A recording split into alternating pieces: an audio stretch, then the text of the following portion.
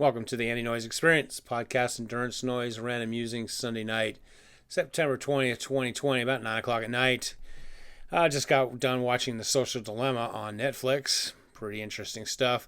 Kind of a lot of stuff that I've kind of figured out. I've left Facebook on and off over the past year, mainly because I've just seen all these kind of battles and the manipulation and causing. And it's interesting that, like in the past couple months, I've been deleting so many. I'm not deleting, I've been blocking so many people that like ended up following me or friending me on Facebook. And when I started looking at it, I'm like, boy, these bots, they're really good. They've made these people, but you notice that the people they're making, they're pretty realistic looking, but they all have the kind of same similar backgrounds. And so I kind of realized like, they fooled me, because I used to think, well, I don't really friend request many people, but it's just grown over the years, especially because I do a lot of coverage of racing and things like that. And so I was almost hitting up to that 5,000 friend limit, and it's kind of like, wow. But then what I was doing though is I was always friending people. If people sent me a friend request and I saw that I had a couple hundred mutual friends, I would say, sure, I'll go ahead, even though I didn't really know who they were. And then it turns out that was kind of a big mistake, because the people that want to manipulate things definitely figured that out. And so anyway, Social Dilemma, I thought it was kind of interesting.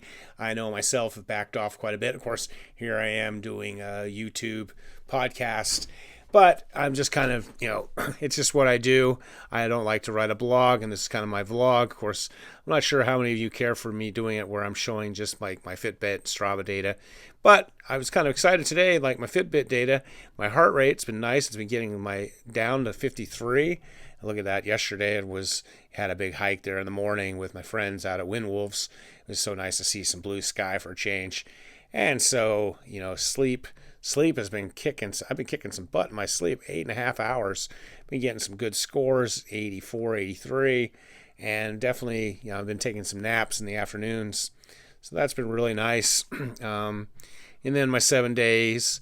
It's interesting today. I started off the morning with Blanca didn't get up, so I went out and did my own workout, an hour and 40 minutes. And it was kind of funny. I actually did a little bit of running in that workout, and Fitbit just didn't think I was running. And then later in the afternoon at 5:45, I got on the treadmill and did a Zwift workout, and I was actually running. In fact, I got one of my top mile times of the year according to Training Peaks, but Fitbit did not think I was running, so I'm still going too slow.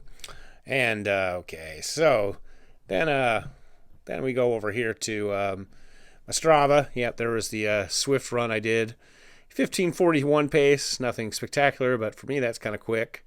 And then, of course, this morning I got up and I did a 48-minute chug, which is 5-minute run, 5-minute walk, 5-minute run, and for 48 minutes, and then walked on home. Did my kettlebell. That's what KGB 15 did, a kettlebell routine. And then this evening I actually did, it doesn't even show up on here, I did a Tough Mudder workout. I have dreams of someday doing a Tough Mudder, or at least doing one of these swim runs. But the pool's getting kind of chilly. I was following my friends at the Thunder Ultras Ride to Walk race, and Jacob Jacobson won the 100. Ray Sanchez ran the 24. And so it looked like they had a good time. Miss seeing them. Got some news that I was really hoping to go back to Snowdrop 55. I was really looking forward to going back to that, but they sent us an email. I was on the waiting list, but they sent us an email that's going to go virtual. It's not till December 30th, so that's going to be kind of my training goal next.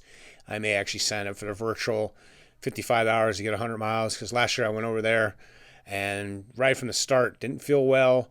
Got in like 50 so miles in the first 24, went home, went back to bed. I had an Airbnb, coughing, kind of a lot of the COVID symptoms, but this was early January.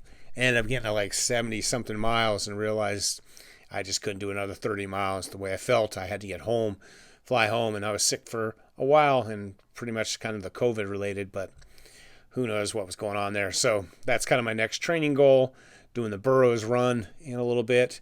Here's what I was saying about my Zwift workout. You can see here, it was number 5, 15:09 pace.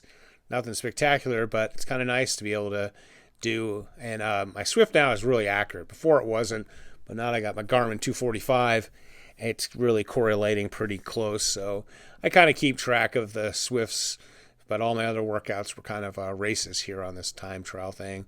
And then, of course, training peaks. Fatigue and fitness have pretty been 125, form -2. I've been kind of on there because I didn't taper this week since I didn't go do the race. So not much else going on. So as always, stay healthy, be boring, not